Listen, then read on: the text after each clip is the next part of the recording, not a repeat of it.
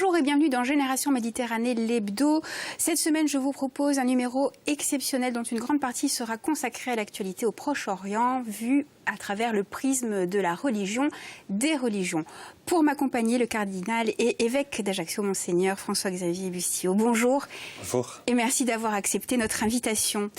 Évêque de Corse depuis mai 2021, vous avez été créé cardinal par le pape François le 30 septembre dernier. Vous avez par ailleurs participé à un recueil d'entretiens avec Monseigneur Edgar Peña-Parra, mené par Nicolas Dia, qui vient tout juste de paraître chez Fayard. Le cœur ne se divise pas. Nous allons vous entendre sur comment restaurer ou tenter de préserver l'unité d'un monde qui s'effondre. Mais avant cela, pouvez-vous me dire ce qu'il y a de plus méditerranéen en vous, monsieur le cardinal? En moi, je pense que c'est la langue et mon humanité. Oui. Ça me rapproche des gens, j'aime beaucoup les contacts, j'aime beaucoup l'amitié, j'aime beaucoup la découverte de l'autre. C'est très méditerranéen, le côté tactile, le côté contact avec un peuple, avec des découvertes des personnes, des situations et des cultures. Comment avez-vous vécu justement cette séquence du 30 septembre dernier, à la fois très exposée pour vous en tant qu'homme d'église, mais aussi de manière plus intime, en tant que simplement, entre guillemets, François-Xavier Bustillo? En tant qu'homme, je l'ai vécu avec beaucoup de sérénité. Pourquoi? Parce que normalement, quand on est évêque ou cardinal, on doit toujours parler, organiser, avoir une vision d'ensemble. Là, je n'avais rien à faire. J'avais à vivre une situation. Donc c'est le pape qui a géré, accompagné la célébration. Et moi, j'étais là, j'ai vécu, j'ai reçu. Et pour moi, c'était un moment de grâce, un moment de joie, et un moment calme, aucun stress. C'est vrai, vous avez pu profiter du tout, j'ai profité à fond. De toutes les voilà, j'ai écouté les paroles, je vois les gestes, j'ai vu les gestes, mais avec beaucoup de sérénité. Donc ça m'a apporté beaucoup. On voit les images de vos premiers pas en tant que cardinal à Rome, très entouré par la délégation insulaire. Est-ce que cette distinction, cette reconnaissance donne un sens supplémentaire à votre vocation initiale? Écoutez, dans ma vocation, j'ai dit oui, au tout début. J'ai dit oui au Seigneur à travers les franciscains, à travers l'Église. Donc, par l'appel du pape, je continue à dire oui. Je ne l'avais pas cherché, je n'avais pas postulé, comme je l'ai souvent dit. Le pape m'a nommé, donc je l'accepte avec beaucoup de confiance. Et je pense qu'il faut les vivre aussi avec beaucoup de sérénité. Voilà, c'est une mission que le pape me donne. C'est une mission pour le bien de l'Église. Et moi, je pense que je dois m'appliquer avec ce que je suis, avec mon charisme propre, avec mes capacités, mes limites. Je dois m'appliquer à travailler pour le bien de l'Église, en Corse et dans le monde. Alors avant cela, justement, les rencontres méditerranéennes avaient réuni à Marseille, toujours autour du pape François, la jeunesse des deux rives, ainsi que le clergé méditerranéen. Le pape a d'ailleurs célébré une messe au stade Vélodrome, vous le voyez sur vos écrans. Durant ce déplacement inédit, le souverain pontife a dénoncé, je cite, le fanatisme de l'indifférence face au sort des migrants, en lançant un appel à la solidarité. Alors, monsieur le cardinal, pourquoi est-on étonné, ou du moins faisons-nous semblant de l'être, quand le pape fait de la politique? Il n'est pas qu'un chef spirituel. Là, on m'a souvent posé une question comme polémique. Et moi, je pense que le pape ne cherche pas la polémique, non, mais le côté symbolique. Pourquoi? Parce qu'on voit dans la Méditerranée qu'il y a des problèmes. On voit qu'il y a des morts. Il y a des souffrances. Donc le pape, en tant que chef d'État et en tant que chef spirituel, lui n'a pas d'armée. Le garde suisse, vous savez, on n'est pas très loin. Voilà. Mais il n'a pas d'armée, il n'a pas de moyens politiques et stratégiques, mais il a un devoir moral de toucher la conscience de nos chefs politiques. Non pas pour les dominer ou les manipuler ou les culpabiliser, mais pour leur dire, il y a un drame, qu'est-ce qu'on fait? Parce que le problème, ce ne sont pas les migrants en soi, ce sont les causes. Pourquoi? Qu'est-ce qui se passe? Et le devoir des politiques, c'est d'analyser et quelque part de passer l'analyse à la synthèse, de se dire, voilà, il faut trouver une solution. Donc que le pape parle face à des situations douloureuses, c'est normal. Est-ce que la parole du pape, qu'est-ce que vaut la parole du pape aujourd'hui? Écoutez, c'est la parole d'un homme qui a de la responsabilité et de l'autorité morale. Après, on l'écoute pas, on est d'accord, on n'est pas d'accord. Le pape n'a pas la mission d'endoctriner. Il n'est pas un gourou. Donc il est tout à fait normal, moi ça ne me choque pas, que certains soient d'accord, d'autres pas. Mais sa parole a du sens. Lui, il n'agit pas en fonction de l'émotion ou d'une manière un peu sectaire, mes amis et mes ennemis, mais il agit en fonction d'un bien global et total. Si on considère que tout est politique, se tient actuellement la première Assemblée générale du Synode sur l'avenir de l'Église à Rome jusqu'au 29 octobre. Alors la place des femmes, l'influence des laïcs, la réforme du droit canon. La réforme de l'Église catholique est-elle nécessaire à sa survie ? L'Église a vécu depuis les origines des réformes. S'il n'y a pas de réformes, il n'y a pas d'évolution. Et quand on dit réformer, déjà l'étymologie du terme le dit. On redonne la forme, on retrouve la forme, on répare la forme. Mais on est dans une situation où ça va très vite dans notre société. Donc il est important que l'Église sorte ses antennes pour capter ce qui se vit et pour dire, voilà, face à ces situations nouvelles, quelle réponse ? Vous voyez, quand on prend les Actes des Apôtres, c'est la Bible. C'est les Actes des Apôtres, 15. Il y a un problème à Jérusalem. Pierre, Paul, ils parlent. Donc depuis ce moment-là jusqu'à aujourd'hui, il y a des situations nouvelles, on en parle. Parler, dialoguer ne signifie pas décider. Parce qu'il y a un petit problème aujourd'hui, on confond souvent le devis et la commande. Alors, parler ne signifie pas décider. Dialoguer est juste. Mais après, c'est au pape de prendre des décisions. Plus largement maintenant sur la place de la religion catholique en Méditerranée, est-ce qu'aujourd'hui, plus qu'hier, il est important d'entendre un discours politique des représentants de l'Église ?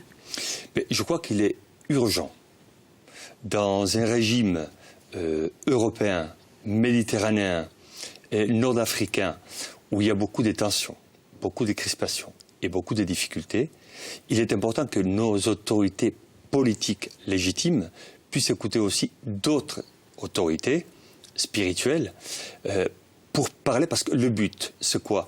C'est que nous soyons en paix. Oui. Le but, c'est que l'humanité, dans la Méditerranée, une civilisation, un berceau des civilisations, puisse retrouver une vie pacifique et bénéfique. Oui. Donc je pense qu'il est légitime. Je crois qu'il est même moral, éthiquement moral, de pouvoir dire aux personnes, aux politiques, attention, qu'est-ce qu'on est en train de vivre ?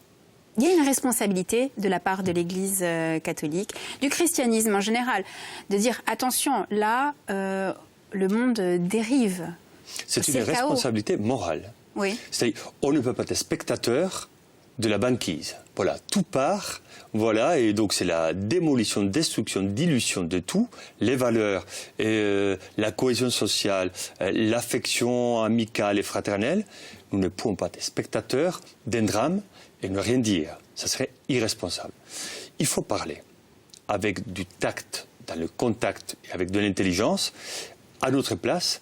Moi, je pense que ce n'est pas au pape ou aux évêques de dire aux politiques ce qu'ils doivent faire, mais il est important qu'il y ait un dialogue intelligent entre les autorités civiles et spirituelles pour se dire, il y a un problème, quelle solution tu vois de ton côté à toi, avec les éléments, les arguments et les connaissances que tu as, et nous, avec les éléments, les connaissances que nous avons. Mais viser le bien d'une civilisation, le bien des peuples qui sont autour de la Méditerranée. Je vous posais la question de la valeur de la parole du pape. Est-ce qu'aujourd'hui l'Église catholique est en perte de vitesse en Méditerranée ? Ça dépend. Je pense qu'il y a un nord et un sud. Mais il y a aussi l'Orient. Oui. Donc nous voyons que les catholiques n'ont pas la même place dans le nord de l'Afrique, du continent africain. Et ils n'ont pas le même pouvoir ou la même autorité du côté du Moyen-Orient. Mais je pense que les catholiques doivent parler. Les catholiques doivent parler parce qu'il y a une tradition. Vous savez, avant, le nord de l'Afrique, l'Algérie, était chrétienne. Jusqu'au VIe siècle. Il y avait beaucoup de chrétiens. Aujourd'hui, c'est différent. Donc, il y a des évolutions géographiques et culturelles, et même religieuses. Moi, je pense qu'il est important d'être attentif et de ne pas oublier l'histoire. L'histoire est la maîtresse de la vie. Les religions sont censées être des boussoles, ou tout du moins donner des repères moraux. Actuellement, au mieux, ce sont des excuses à des actes inqualifiables. Comment l'homme de foi que vous êtes peut lutter contre cette dérive ? Comment on résiste ? Moi, je pense qu'on se laisse guider et gérer par l'émotion et par une émotion qui n'est pas saine, la peur. La peur ne peut pas être le moteur de la vie. N'ayez pas peur ? N'ayez pas peur. Ça vous parle? La peur ne peut pas être le moteur de la vie. Et malheureusement, j'ai l'impression que dans beaucoup des choix politiques, économiques, parfois spirituels, c'est la peur, c'est la tactique, c'est la stratégie. Attention, si je dis ça, qu'est-ce que ça va? Alors, évaluer les conséquences, oui, mais il faut agir toujours pour le bien d'une situation et des personnes. Donc, moi, je trouve qu'il y a trop de peur et la peur nous paralyse. Et il faut passer de la logique de la peur à la logique de l'audace et de la liberté. Vous souscrivez à la théorie du choc des civilisations, sinon des religions, et on ne va pas se cacher derrière notre petit doigt, là on parle de l'islam. Moi je pense qu'il y a des tensions et des crispations. Est-ce que c'est un choc? Je n'en sais rien. Mais je pense qu'il y a effectivement des réelles crispations. Face à ces tensions, encore une fois, nous ne pouvons pas nous limiter à les constater. C'est trop facile. Alors on dit, il y a un problème. Ok, il y a un problème, mais quelle solution? Quand on a des responsabilités spirituelles ou politiques, on ne peut pas se limiter à dire, voilà, à crier au loup, il y a un problème. Non. Qu'est-ce qu'on fait? La voie du dialogue, moi je pense que face aux tensions que nous voyons dans notre société, et avec l'islam en particulier, la solution c'est le dialogue. Si on rentre dans la dynamique de la force, il y aura un gagnant et un perdant. Et on rentre dans une logique, comme disait Platon, qui n'est pas saine. Il y a les prédateurs et les proies. Ce n'est pas humain. Ce n'est pas lié à l'intelligence, à la raison. Nous devons utiliser la voie, non pas des bêtes, comme disait Platon, mais la voie du dialogue, le propre des hommes. Donc il y a des difficultés, on parle, on dialogue, on échange, on essaie de comprendre, d'apprendre et d'aller de l'avant. Un autre volet religieux en Méditerranée est incarné par les chrétiens d'Orient. J'aimerais, malgré voilà, le temps qui nous presse, que vous nous en disiez quelques mots. Il semble terriblement isolés dans cet espace géopolitique. Quelle est leur situation? Comment vivent-ils? Je crois que vous en avez rencontré certains à Marseille. Oui, justement, voilà, c'est à Marseille. Moi, je trouvais très intéressant d'écouter les jeunes et d'écouter les autres évêques de Turquie, Irak, Iran, Syrie, le Liban, l'Afrique du Nord. Et là, on se rend compte qu'on ne vit pas les mêmes choses. Voilà, donc en Occident, avec notre mentalité relativement cool, hein, donc on est ouvert, on dialogue, on respecte, etc. Nous sommes des enfants gâtés? Un peu. Mais quand j'ai entendu l'évêque de Téhéran, ou quand j'écoutais d'autres évêques, tu te rends compte qu'ils vivent comme des situations pas faciles, douloureuses. Leur liberté n'est pas épanouie. Ils sont conditionnés par les situations, par les personnes, par les autorités. C'est pas évident. Donc moi je pense qu'il est important aussi que nous soyons attentifs, solidaires et fraternels avec ce type de population chrétienne qui sont minoritaires et ils ne veulent pas dominer les autres, mais au moins être respectés. Je crois qu'il est légitime d'être respectés dans leur liberté de croyance. Ils se sentent isolés, ils ont peur, ils craignent pour... Nous sommes assez, nous, catholiques occidentaux, nous sommes assez intellectuels et conceptuels, mais pas assez pratiques dans l'aide de ces populations. Je pense qu'ils ont besoin de soutien moral, mais aussi pratique. Ils se sentent, comme vous dites, isolés, et c'est terrible de se sentir isolé, presque abandonné. La peur ancestrale de l'homme, c'est la peur de l'abandon. Il ne faut pas abandonner nos frères chrétiens d'Orient. Monsieur le cardinal, l'actualité et son flot d'atrocités nous ont rattrapés cette semaine. Il est temps de passer au zoom direction Israël et la bande de Gaza.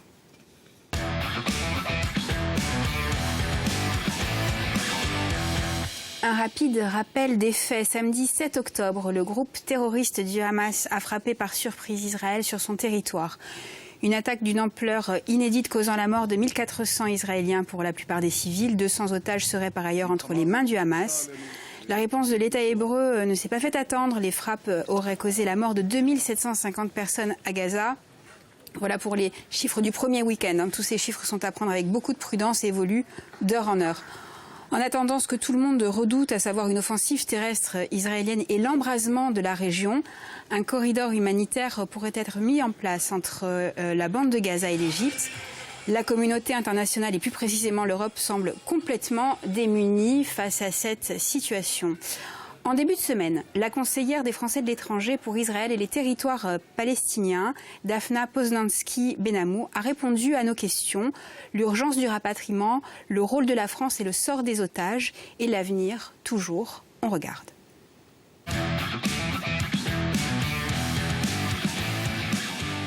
Mon premier objectif, après le déclenchement de cette horrible tragédie, ça a été d'abord de faire repartir les touristes français qui se sont trouvés piégés en Israël par l'annulation des vols d'Air France et de Transavia. Et aussi, j'avais quelques franco-israéliens qui, pour des raisons diverses, femmes enceintes ou seules avec enfants en bas âge, handicapés, des franco-israéliens qui souhaitaient s'éloigner un peu du drame, en tout cas physiquement. Et ça a été extrêmement difficile d'obtenir que Air France revienne, mais on a réussi à obtenir une dizaine de vols maximum, je crois, je pense avoir le compte. Malheureusement, ces vols se sont arrêtés à nouveau hier soir. On ne sait rien, qu'on peut juste imaginer le pire, c'est tout. Depuis les premières heures, depuis le samedi soir, avec le consul général de France à Tel Aviv, on s'est tout de suite dit, on avait compris qu'on avait déjà deux tués. Nous, on avait déjà 2 Français tués, on le savait, mais on s'était dit tous les deux que le chiffre allait monter. Je suis en contact avec les familles des otages français, une partie des otages, des familles des otages français quotidiennement. Elles me demandent de faire passer des messages au président Macron. Alors j'ai réussi à faire passer vendredi un message au cabinet du président Macron. Et effectivement, par rapport à ce message qui demandait l'intervention active de la France dans la libération des otages français, effectivement, dès samedi, le ton a changé complètement. Plus d'empathie.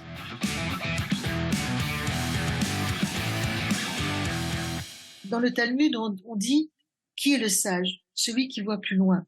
Alors il faut absolument voir plus loin. On est dans une phase dramatique, mais il faut voir plus loin. Il faut effectivement que le Hamas cesse de prendre à la fois la cause palestinienne et les Gazaouis en otage et le peuple israélien.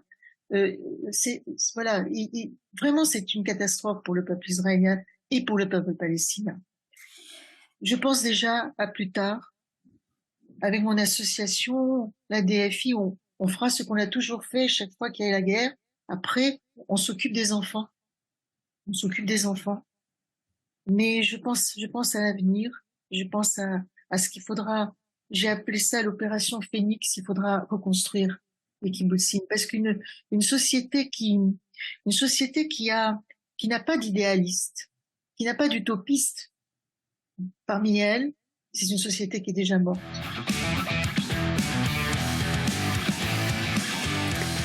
Voilà, l'élu consulaire garde espoir pour les jeunes générations. Une première réaction.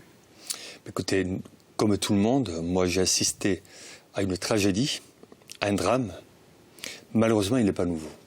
Depuis 1947, nous voyons des difficultés politiques, territoriales, de géopolitique internationale. Et c'est terrifiant de voir 2 peuples fratricides. Voilà, Caïn et Abel. Moi, je revois ça. Depuis Caïn et Abel, on continue. Les Palestiniens et les Israéliens, c'est toujours le conflit, la tension. Il y a toujours un crescendo. Il y a toujours des morts.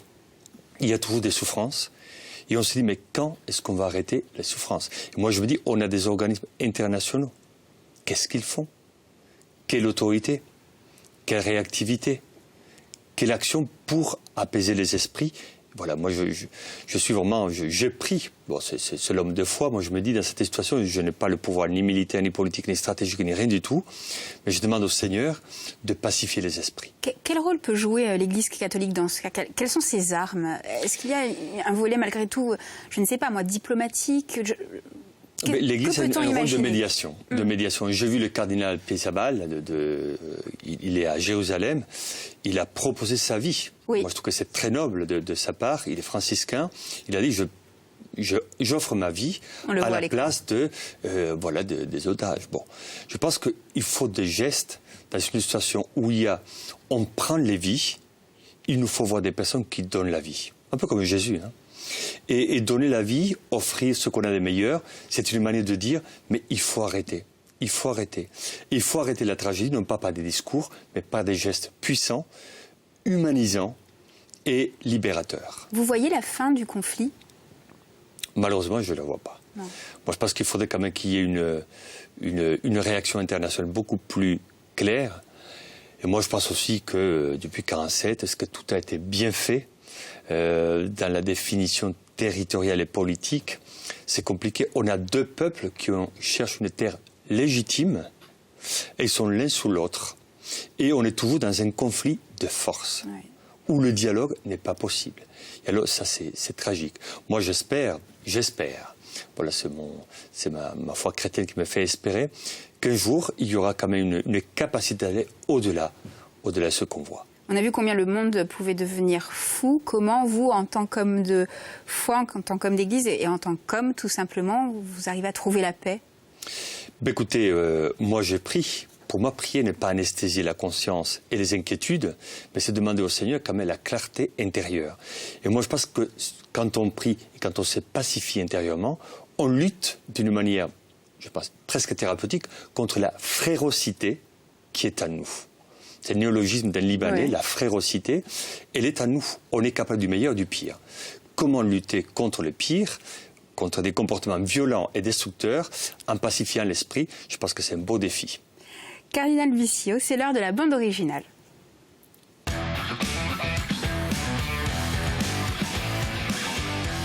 Et vous n'avez pas hésité une seule seconde. Charles traînait la mer et avec elle toutes ses promesses. Voilà, les quelques mots sur cette chanson. Et pour moi, le temps de vous remercier de m'avoir accompagné durant cette émission, particulièrement dense. Je rappelle le titre de votre ouvrage, Le cœur ne se divise pas, chez Fayard. Merci à vous de nous avoir suivis. On se retrouve très prochainement, toujours sur France 3 Corse via Steel ou en replay sur le site france.tv. Salut. Merci. À des reflets d'argent, la mer, des reflets changeants sous la pluie, la mer. Et n'oubliez pas, mes chers enfants,